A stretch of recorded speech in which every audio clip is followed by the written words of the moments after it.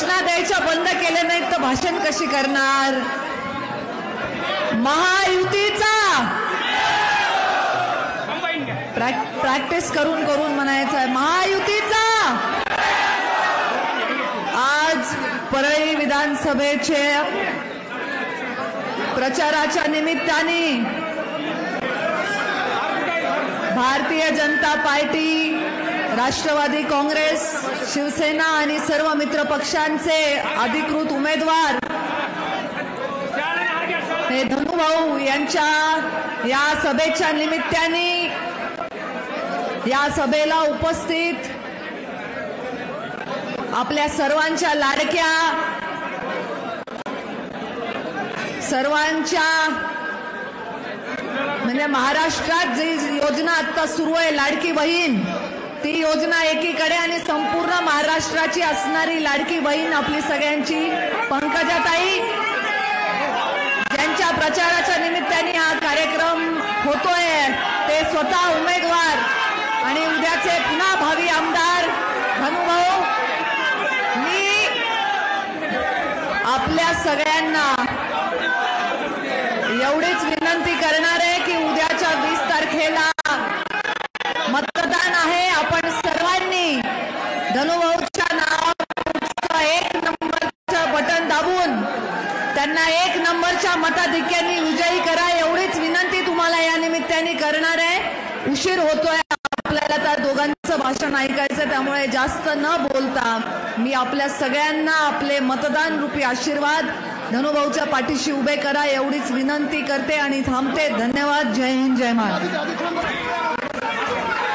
भारतीय जनता पार्टीच्या राष्ट्रीय सचिव तथा आमदार आदरणीय पंकजाताईंचं या ठिकाणी या गटाच्या वतीनं, उजनी गणाच्या वतीनं बबनराव मुंडे, बंडू चाटे आणि पट्टीवडगाव गणाच्या वतीनं विश्वांबररावजी फड आणि बिबी शांतात्या गित्ते यांना मी विनंती करतो की आदरणीय ताई साहेबांचं स्वागत करायचं आहे। आपण पण सर्वजण टाळ्या वाजवून या स्वागतामध्ये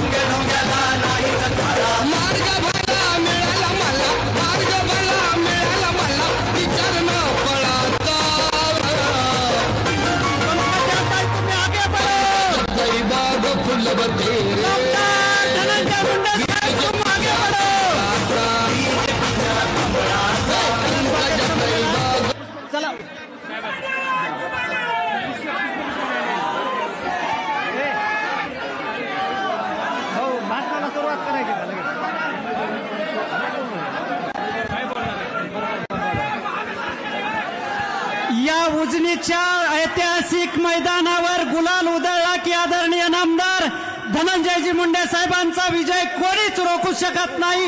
या सभेला संबोधित करण्यासाठी आदरणीय नामदार धनंजय मुंडे साहेबांना मी विनंती करतो की या सभेला संबोधित करावं। टाळ्या वाजवून साहेबांचं स्वागत।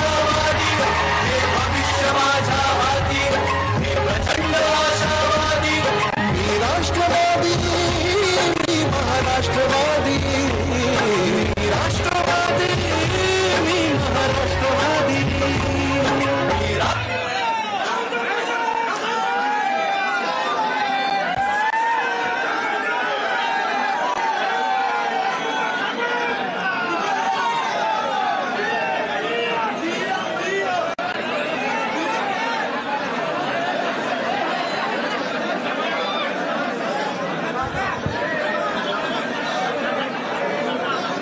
या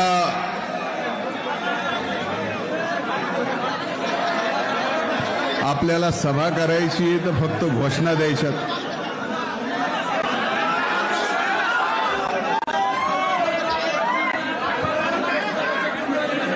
या ऐतिहासिक उजनी पार्टीच्या सभा मंडपात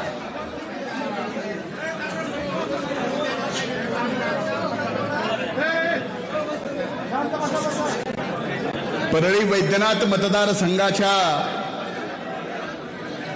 विधानसभेच्या निवडणुकीच्या प्रचारासाठी म्हणजे माझ्या प्रचारासाठी इथं उपस्थित माझ्या भगिनी भारतीय जनता पार्टीच्या राष्ट्रीय चिटणीस आमदार पंकजाताई,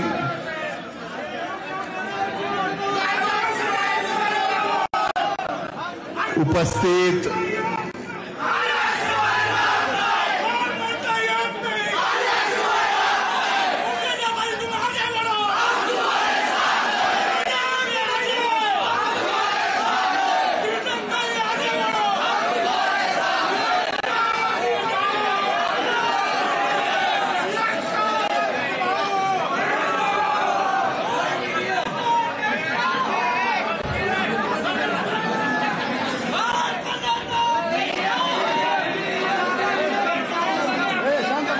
रविभूषण तुला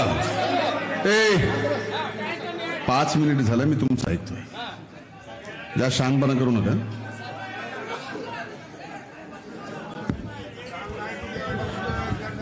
व्यासपीठावर उपस्थित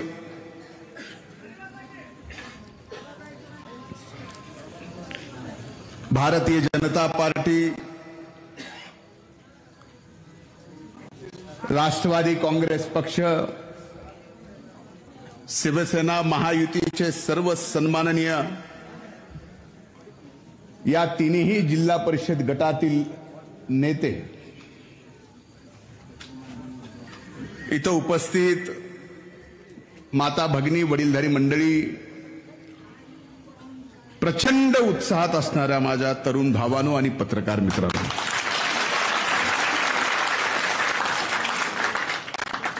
लई दिवसानं उजनी पाठीला सभेला आलोय.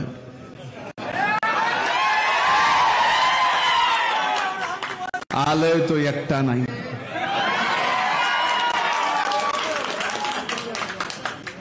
मला वाटलं होतं की 2002 नंतर, 2007 नंतर, 2009 नंतर, 2024 मध्ये काहीतरी उजनी पाटीच्या सभेत थोडाफार बदल.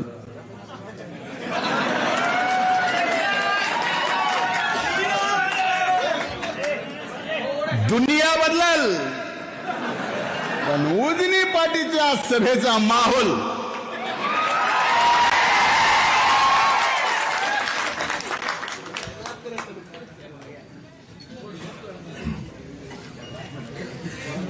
ताई, मी फार भाग्यवान.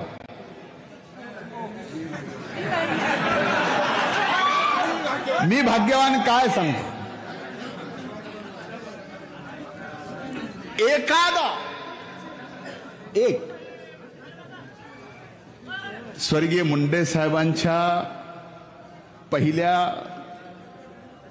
निवडणुकीत ज्या मायबाप जनतेने विजयाची सुरुवात केली, त्यावेळेसचा उजनी, मी उभा राहिलेला पट्टीवडगाव, इथूनच ऐतिहासिक मतानं पहिल्यांदा स्वर्गीय मुंडे साहेबाला जिल्हा परिषदेवर पाठवणारी ही मायबाप जनता 2002 ला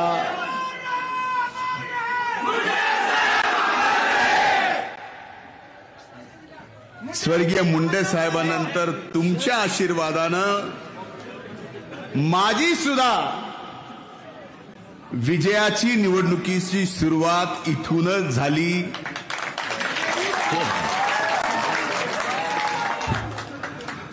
आणि बघा आणखीन किती भाग्यवान आहे बघा. 2002 ची लढाई कुणासोबत झाली ते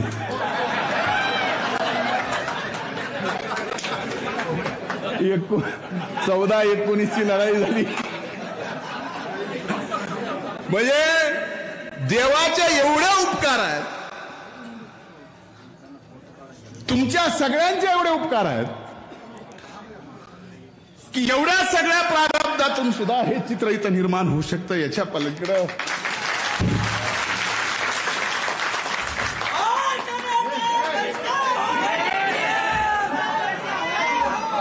अनेक सभा उजनी पाटीच्या इथल्या पाहिल्यात. एक सभा बबनराव अनेक जणांना माहित असेल, एक सभा झाली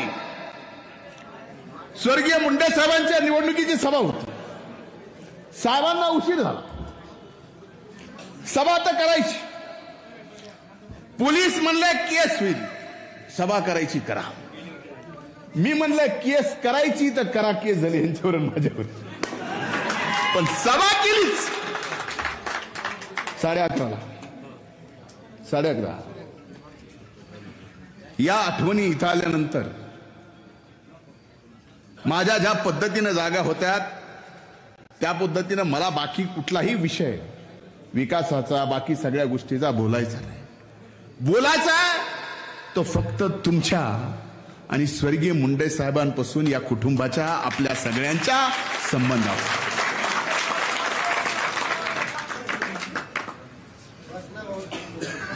जय जवान जय किसान, जय बांबू.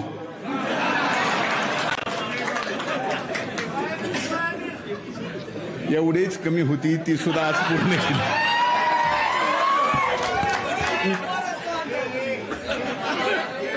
मला आठवतं की 2002 ला ज्यावेळेस निवडणूक लढली आणि जिंकलो, जिंकल्यानंतर ज्यावेळेस मला कुठलंच काम नसायचं, करमत नव्हतं म्हणून उजनी पाटील येऊन चहा पीत बसायचं होतं. काय अच्युत दादा बरं इथं येऊन बसायचं.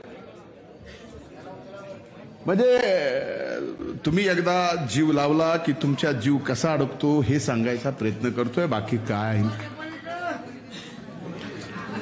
अनेक आठवणी आहेत, अनेक आठवणी आहेत. वेळ कमी आहे, पण मी तुमच्या सर्वांच्या उपकाराची परतफेड माझ्या अंगावरच्या कातड्याची जोडी करून जरी तुम्हाला घातली तर आम्ही सगळेजण त्या उपकाराची परतफेड करू शकतो. आज ही अभूतपूर्व सभा, ही सभा काय सांगते? ही सभा सांगते की विजय निश्चित आहे, पण ज्यांनी या मातीला आव्हान केलंय त्याला उत्तर मात्र खणखणीत ऐतिहासिक विजयातून द्यायचं आहे.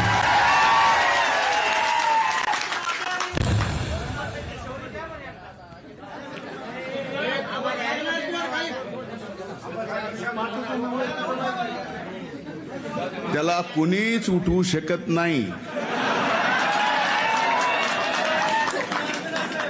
हाफ झाली आहे, क्वार्टर पण नाही.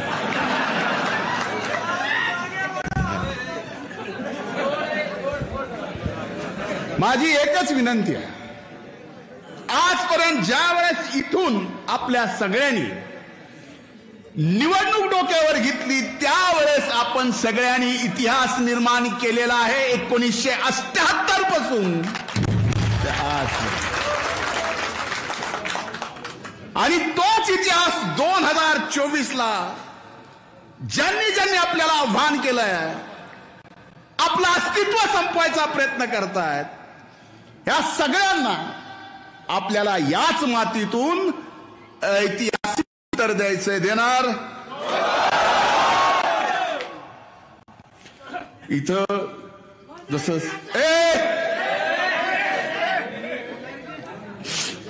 इथं जेवढं चांगलं दिसतंय, सभा संपल्यानंतर कुणा कुणाच्या कशा कशा नाराजा काढावा लागतात. अगं माय मान, जसं चांगलं तेही चांगलंच आहे, वाईट नाही. पण एक आपल्याला सांगतो,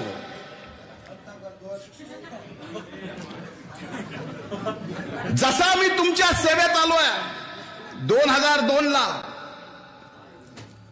एक किस्सा सांगतो, काही जणांना माहित असेल. 2002 ला ज्यावेळेस मला जिल्हा परिषदेच्या निवडणुकीत उभं राहायचं ठरवलं स्वर्गीय अण्णांनी मुंडे साहेबांनी, त्यावेळेस अण्णा म्हणले तू गाडे पिंपळगावात उभं राहायचं, आणि साहेब म्हणले तू पट्टी वडगावात उभं राहायचं. महादेव हो शिवाजी अण्णा साक्षीदार आहेत, तुम्ही साक्षीदार. अनेक दोघांचा झाला वाद. साहेब म्हणले आता ह्याला सोडा अण्णा तुम्ही, मी काय त्याला ठरवू द्या काय करायचं ते. मी म्हणलं अण्णा मी पट्टी वळगावतच उभा राहील. एवढा अटीतटीचा सामना माझा आणि भाऊचा झाला. त्याच्यात काय 200-300 मतांनी काहीतरी जे आला. म्हणजे एक लक्षात घ्या, ही सुरुवात इथे उभं राहायची, तुमचा आशीर्वाद घ्यायची, हे सगळं स्वर्गीय मुंडे साहेबांनी ठरवलं. तुम्ही आशीर्वाद दिला, आज इथपर्यंत आलोय, मी आलोय, ताई आलं. त्यावेळेसपासून ज्या पद्धतीनं मी सेवेत आहे, मग गावचा विकास असो, रस्ता असो, मंदिर असो, व्यक्तिगत आडीनडी असो, सगळ्या गोष्टी मी आज उदाहरणं देणार नाही. आपल्या एका गावाला रस्त्याचा वाद होता. ताई त्या रस्त्याची आपण स्वतः जमीन घेऊन गावाला दान दिली आणि रस्ता केला. खरं आहे का नाही? मी गावाचं नाव म्हणून घेतलं नाही, तर तुम्हीच घेताय. अशी सगळी जी काही काम आहेत हे मी आठवण करून देण्यासाठी नाही, याच्यासाठी सांगतोय की ही सेवा, हा सेवा धर्म स्वर्गीय मुंडे साहेबांनी अण्णांनी शिकवलाय, ती आम्ही आजपर्यंत करत आलोय. आजपर्यंत कुठं कमी पडलोय? विकास कामात असेल, व्यक्तिगत कामात असेल, जर मी कुठं कमी पडलो असेल तर या बाबतीमध्ये आपण विचार करा. पण आज बघा, या प्रचाराच्या निमित्त माझ्या निवडणुकीत माझ्यासाठी दोन्ही बहिणी, संजय भाऊ, गुरुवर्य, पाशा पटेल साहेब, म्हणजे कोणते नाही ते नाही काढी, मी दुसरं करतो. तुम्हाला अडचणीत येणार काढणार नाही. मी कृषी मंत्री, गुरुदक्षिणा असते, त्यांना कृषी मूल्य आयोगाचा अध्यक्ष केलं. ते म्हणले कॅबिनेट मंत्र्याचा दर्जा दिला. नाही, गाडी विसरून माझ्यापेक्षा पगार ह्यांचा जास्त, हे सांगायचं होतं, बाकी काय.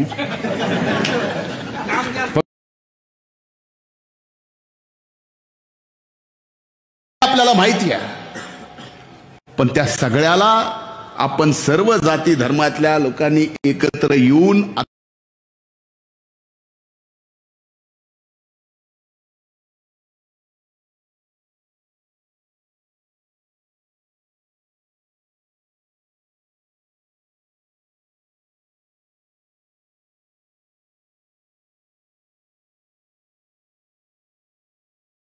कधी संपत नाही भाऊ. 5चा ट्रान्सफॉर्मर 10चा करा, पोलं लावा, खिशातून पोलं लावा, खिशातून डिप्या द्या, म्हणजे सरकार सगळं केलंय का नाही?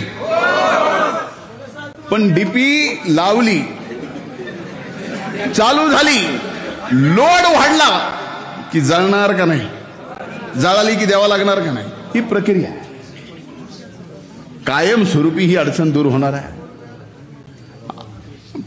आता बाकी गोष्टी योजनाचं मी बोलत नाही. लाडकी बहीण आहे, आज शेतकरी लाडका झालाय, भाऊ बी लाडका झालाय. आता ह्या सगळ्या गोष्टीवर तुम्हाला माहिती आहे की खात्यावर किती येतंय, आमच्या मायमाऊलींना किती येतंय, सगळं मी काय सांग. आता बाकी गोष्टी योजनाचं मी बोलत नाही. लाडकी बहीण आहे, आज शेतकरी लाडका झालाय, भाऊ बी लाडका झालाय.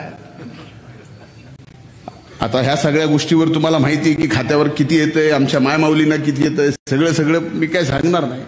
पण एवढ्यावर ज्या पद्धतीने टीका चालू आहे, त्या टीका करण्याला आज मी बीडच्या अजितदादांच्या सभेतच म्हणलं की आता विरोधकाकडून काही टीका करायचा मुद्दा राहिला नाही. एवढ्या सगळ्याला आता 12.5 कोटी महाराष्ट्रातल्या जनतेला आपण लाडकं केलंय. आता ही निवडणूक संपल्यानंतर पुन्हा महायुतीत सत्तेत येणार आहे. एक योजना अशी करा, जे महाविकास आघाडीचे आता नेते आहेत ना, त्यांना सुद्धा लाडक्या योजनेतनं काहीतरी मिळेल अशी एक योजना काढून टाका. काय बोललो, याच्या पलीकडे चांगलं काय असू शकतं? आज एकच सांगतो, तुमच्यामुळं आज आम्ही घडलो आहे, इथपर्यंत आलो आहे, आजपर्यंत सेवा केली आहे. भगवंताकडं ज्या ज्या वेळेस हात जोडतो त्यावेळेस एकच मागतो की शेवटच्या श्वासापर्यंत आपल्या सगळ्यांची सेवा करायची ताकद मला देव. याच्या पलीकडे दुसरं मी काय मागत नाही. आपल्यापैकी इथं आलेल्या अनेक जणांना मी नावाने ओळखतो, आजही आपल्याला माहिती, बरोबर आहे. आजही कुठेही भेटलात काही सगळं. आता इथून पुढची निवडणूक, इथून पुढच्या सगळं तुम्हाला माहिती राहिलेलं मध्ये मतदाराचं सगळं कसं काय सगळं माहिती. इथून पुढची सगळी जबाबदारी आणि हा विजय ऐतिहासिक विजयामध्ये बदल करण्याची सगळी जबाबदारी आपल्या समोर आहे. पुन्हा आशीर्वाद मागतो आहे.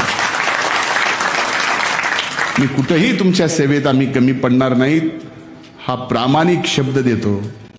आपल्या सर्वांची इच्छा होती की आम्ही बसून हेलिकॉप्टरनं इथं सभेला यावं. बरोबर आहे का नाही. याही सभेला म्हणलं आता रात्री हेलिकॉप्टर उडतच नाही, त्यामुळं नाही एक तसं हेलिकॉप्टर मुक्कामी आहेच, पण रात्री उडत नाही करायचं का, ती अडचण नाही. पण येईल, लवकर येईल. त्याच्यापेक्षा माझ्या दृष्टीनं आपल्याला सर्व अर्थाने मोठं करणं ही जबाबदारी आहे आणि ती जबाबदारी मी शेवटच्या श्वासापर्यंत पूर्ण करणार. 5 वर्षात, त्याच्या अगोदरच्या 5 वर्षात ताईंनी, त्याच्यानंतरच्या 5 वर्षात मी, मधल्या काळात जिल्हा परिषदचा सदस्य असताना मी, आणि इथून पुढच्या काळातही तुमचा हा घरातला, कुटुंबातला भाऊ बहीण आम्ही सगळे कायम तुमच्या सेवेत राहणार आहोत. कुठेही बदल होणार नाही.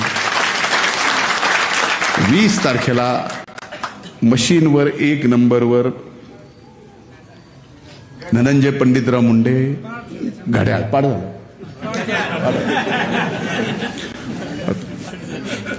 पाठ झालाय. आशीर्वाद द्या. मी इथंच थांबतो.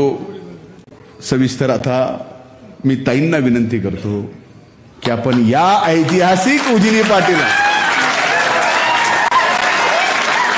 आजच्या या सभेला आपण संबोधित करावं. खूप खूप धन्यवाद. जय हिंद, जय महाराष्ट्र.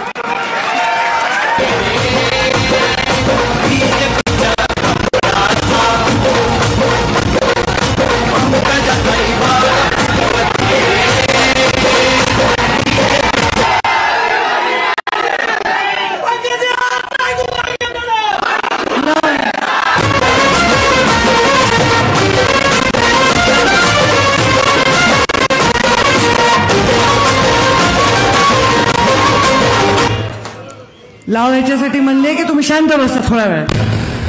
अरे काय वाजले मला ढम करून 2-3दा वाजला. महायुतीचे परळी विधानसभेचे उमेदवार, राष्ट्रवादीचे नेते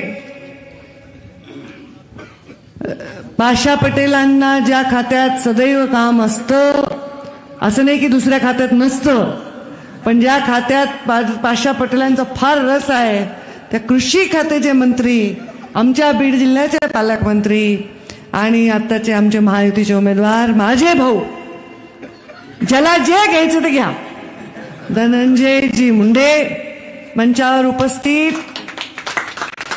आपल्यासाठी अत्यंत चांगलं काम ज्यांनी केलंय, इतिहास घडवला, कधी न येणारी रेल्वे आणली, मार्ग आणले, त्या आपल्या विकसनशील खासदार म्हणून ज्यांनी काम केलं त्या प्रीतमताई मुंडे, कृषी मूल्य आयोगाचे अध्यक्ष पाशा पटेल, मंचावर उपस्थित माजी आमदार संजयजी दौंड. मला वाटतं तुमचं पण इकडेच जिल्हा परिषद सदस्य म्हणून एकदा होते ना तुम्ही.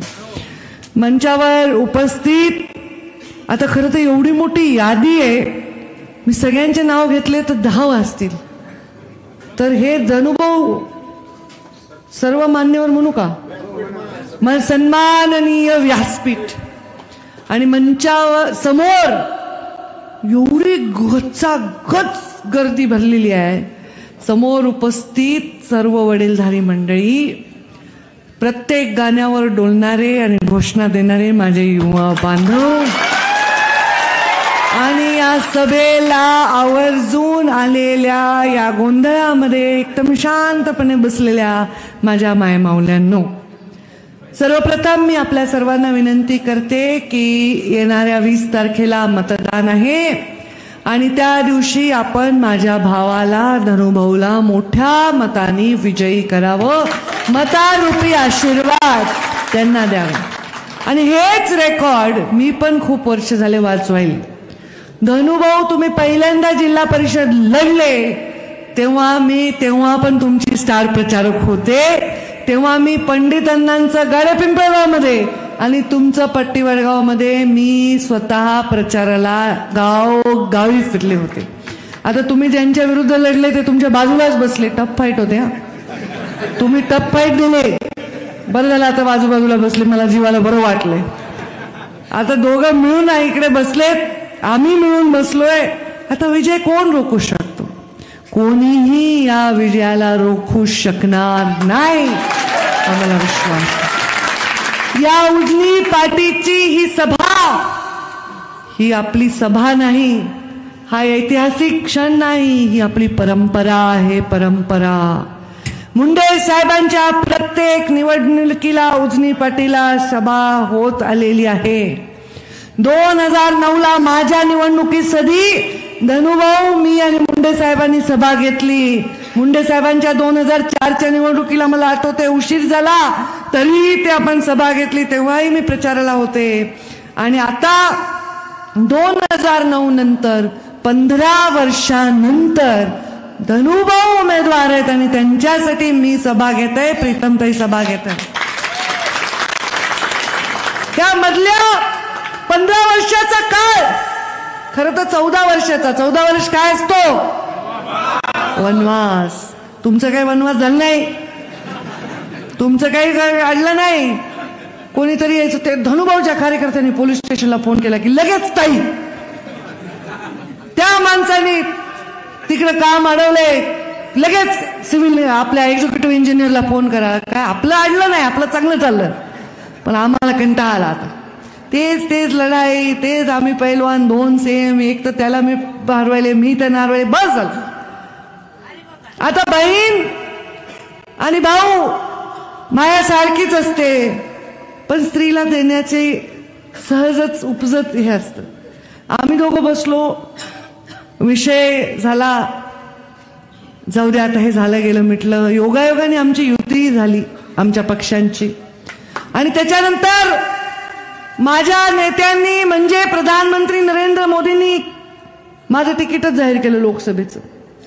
मला असं वाटलं लोकसभेत काही मला रस नव्हतं. पाशाबाई तुम्हाला किती पाठवायचं असेल मला दिल्लीत, मला जायचं नव्हतं एवढ्या लवकर.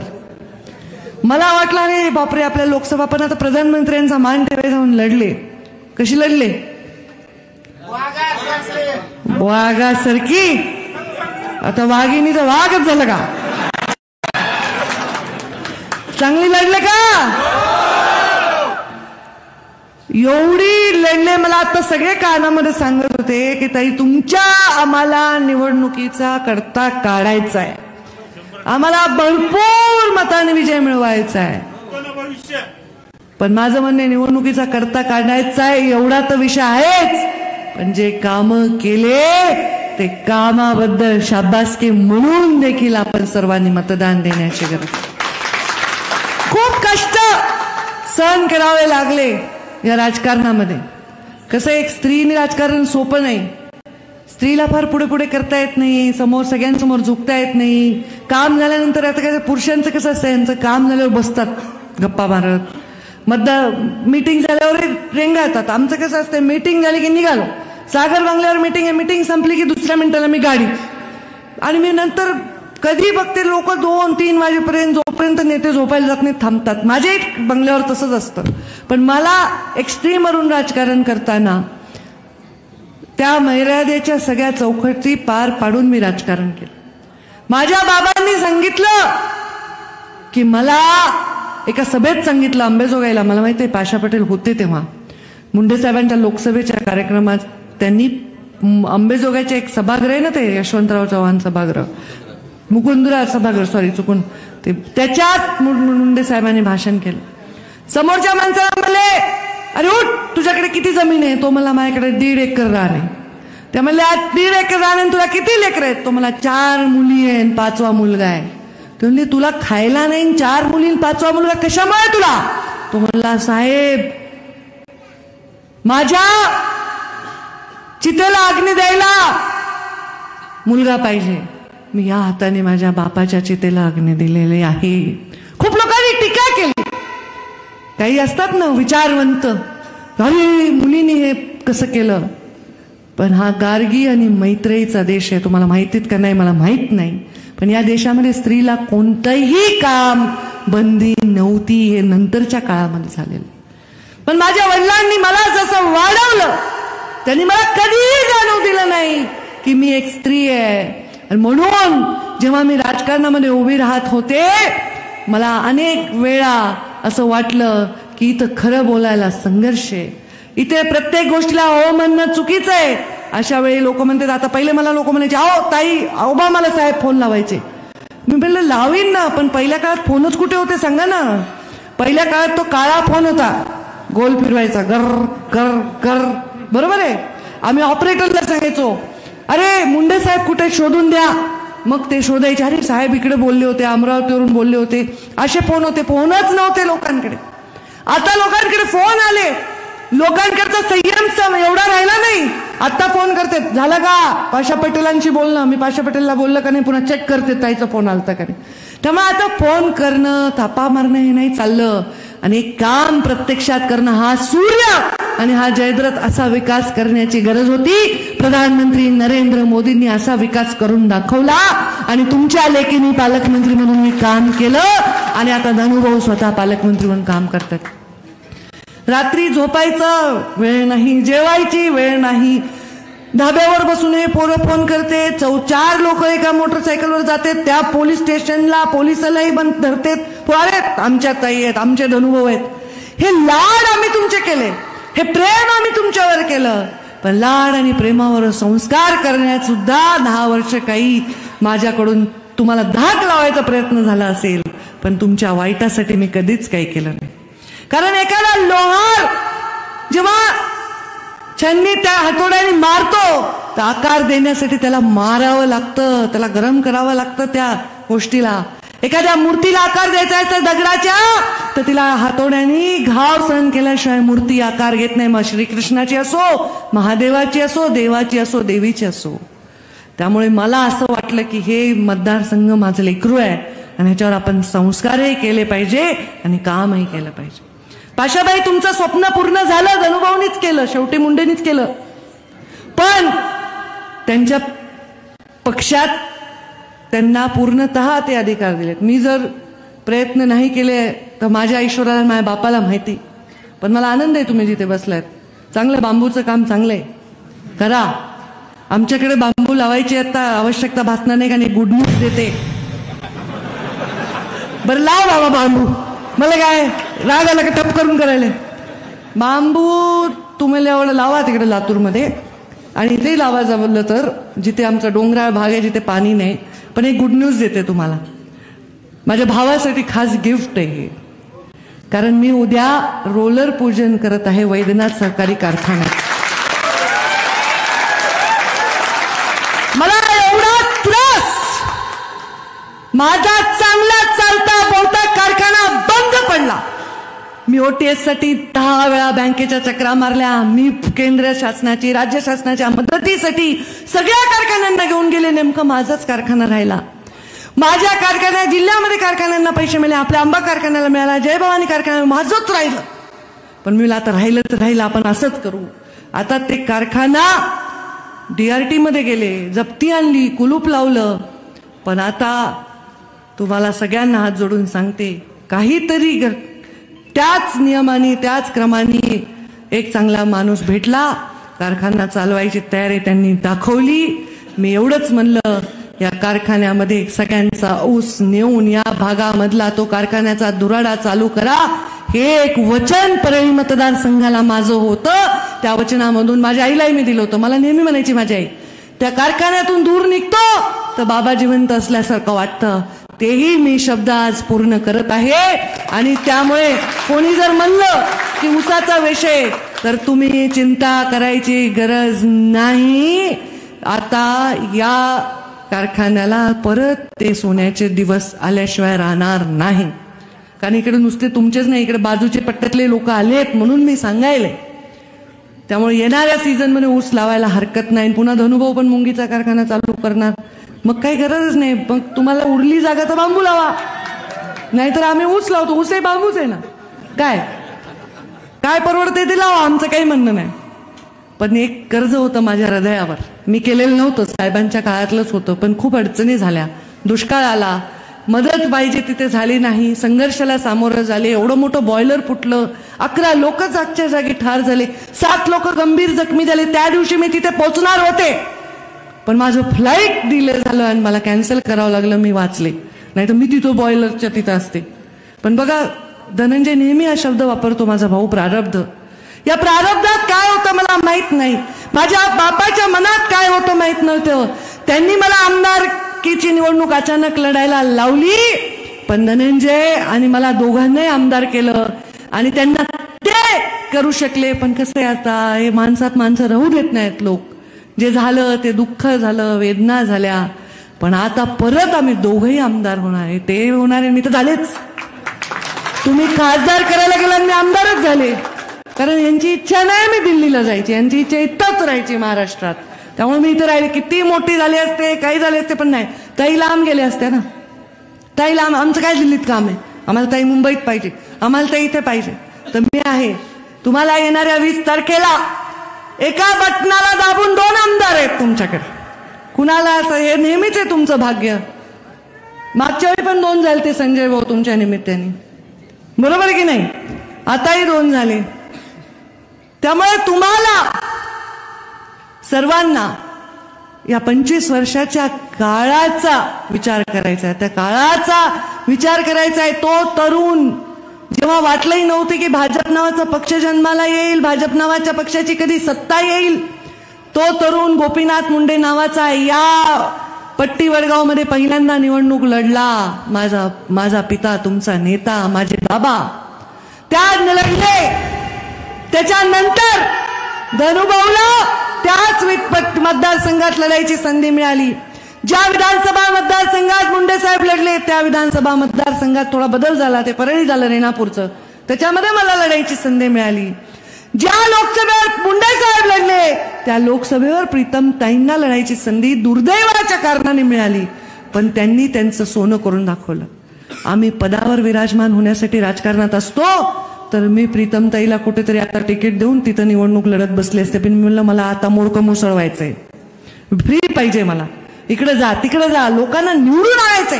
गोपीनाथ मुंडे आमदार खासदार करणारी फॅक्टरी होते असं विधान आमच्या मंत्र्यांनी केलं होतं. तर आपण सुद्धा लोकांच्या मदतीला धावतो. दरवेळी आपण आपल्या घरातच नाही करायचंय. मला पूर्णपणे या राज्यामध्ये पूर्णपणे विश्वासाने लोकांच्या जास्तीत जास्त मतांनी 1-1 सीट महायुतीची निवडून आणायची आहे. नरेंद्र मोदींच्या नेतृत्वाखाली महायुतीचा मुख्यमंत्री करण्यासाठी छोटासा खारीचा वाटा मला उचलायचा. मला वाटलं धनुभाऊच्याकडे लक्ष द्यायचंय, वेळ द्यायची, प्रत्येक जिल्हा परिषद गटात सभा द्यायची, पण मला काय आता निवडणूकच वाटे ना. तरी आम्ही एवढ्या सभा गेलो, तुम्हाला हौस आहे म्हणून भाषण करायची. नाही तर काही निवडणूक आहे का हो? सांगा, निवडणूक काही आहे का? समोरच्या व्यक्तीचे मला कुठे रिक्षा दिसला नाही, कुठे अनाउन्समेंट दिसली नाही, नाव सुद्धा माहित नाही. ठीक आहे, आनंद आहे, पण जरा संयमाने घ्या. ज्यांचं नाव माहित नाही त्यांनाच पद देण्याचा पण एक काळ आलेला आहे. कधी कधी असं होतंय की लॉटरी लागून जाते. तुझं झालं नाही का? झालं नाही का? कोण म्हणलं रे? तुझं राहिलंय का? मग ठीक आहे, ज्यांचं झालंय ते म्हण नका. ठीक आहे ना, चांगलं आहे ना. आम्ही पण लावतो लग्न, नाथ प्रतिष्ठानतर्फे, ते गोपीनाथ मुंडे प्रतिष्ठानतर्फे आम्ही पण लावतोच की लग्न. किती लोकांचं कन्यादान करण्याचं पुण्य आम्हाला लाभलेलं आहे.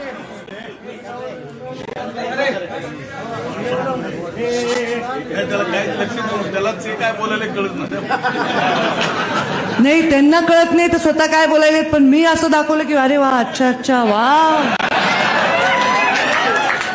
असं का, बरं बरं, एवढं तर शिकले ना मी आता तुमच्याकडनं. 10-15 वर्ष झाले राजकारणात, सारखे लोकांचा एकच आक्षेप, ताई खोटं बोला, ताई लोकांना घ्या, अरे वा वा, खरं ऐकलं सर. पण त्यांना काही कळलं नाही, त्याला एवढंच कळायलं की निवडणूक सोपी आहे. त्यांना सुद्धा कळालं निवडणूक सोपी आहे, तर तुम्हाला तर कळायलाच पाहिजे.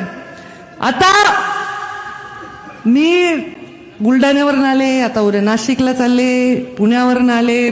म्हणजे मी काय करते, दिवसभर हेलिकॉप्टरच्या सभा घेते. धनुभाऊ म्हणले इथे हेलिकॉप्टरची सभा, पण इथे हेलिकॉप्टरची सभा होऊ शकत नाही, कारण ज्या रात्रीचं हेलिकॉप्टर उडवून ज्या दिवशी आम्ही येऊ तेव्हा इथं होईल, कारण इथं रात्रीची सभा पाहिजे ना. एवढे लोक सगळे आपापल्या शेताहून कामं वाटपून, या सभेची एक परंपरा आहे. तर मग हेलिकॉप्टरची सभा इथं एकदा घेतली होती साहेबांबरोबर, है ना, संध्याकाळची 4-4:30ची. मी होते त्या सभेला, माझीच होती काय, तुझा माझा आणि साहेबांचा असा फोटो आहे असा मस्त. पण या सभेला जेव्हा रात्रीचं हेलिकॉप्टर उडेल तेव्हा येऊ आम्ही. आता हेलिकॉप्टरनी आले, पण रात्र झाल्यामुळे मी तिकडेच थांबवलं. तर या सभेला आता हेलिकॉप्टरनी यायचं कधी धनुभाऊ, विजयाची सभा घ्यायची. विजयाची सभा या ठिकाणी आपण धनुभाऊंशी घेऊ, आणि तेव्हा ते हेलिकॉप्टर करतील आणि मी त्याच्यात बसून येईन. आता मुंडे साहेब गेल्यापासून मी नुसती करायला द्यायला आता मला कंटाळा आला. आता मी घेणार आहे काय, या लाडक्या बहिणीला मिळाले पैसे, मी पण लाडकी बहीण आहे ना. हो, ते हेलिकॉप्टर करतील आणि ते मला आणतील इथे, आणि मग ते मोठा आहेर करतील मला, कारण मी करवली ना तर त्यांच्या या कार्यक्रमात. मला आणि प्रीतमला आणि यशोताईला मतदारसंघाचा एवढा प्रचार केल्याबद्दल मुंडे साहेबांनी त्यांची लोकसभा जिंकल्यानंतर मला म्हणले होते मी तुला गिफ्ट देईन. मी जेवढी लीड आहे त्याच्यासमोर शून्य वाढवून मला द्यावं लागेल. तर तुम्ही पण जी लीड येईल त्याच्या पुढे मी गुन्हाकाराचं जे आकडा लावीन त्याच्यानंतर तशा रकमेचं काहीतरी घेऊन चांगलं वजनदार गोष्ट इथे या सगळ्यांसमोर मला छान गिफ्ट द्या, आणि इथे आपण गुलाल उधळून या विजयाची सभा घेऊ असा विश्वास करतो. मी आपल्या सगळ्यांना नम्र विनंती करते, जे काम मी केलं त्या कामाच्या शब्बासकीसाठी, जे काम धनुभाऊनी केलं त्याच्या कौतुकासाठी, जे काम प्रीतमताईंनी केलं त्याच्या बदल्यामध्ये तुम्ही सर्वजण आम्हाला, आमच्या परिवाराला आशीर्वाद द्या. धनुभाऊला 1 नंबरचं मतन दाबा आणि प्रचंड मोठ्या मताने विजयी करा.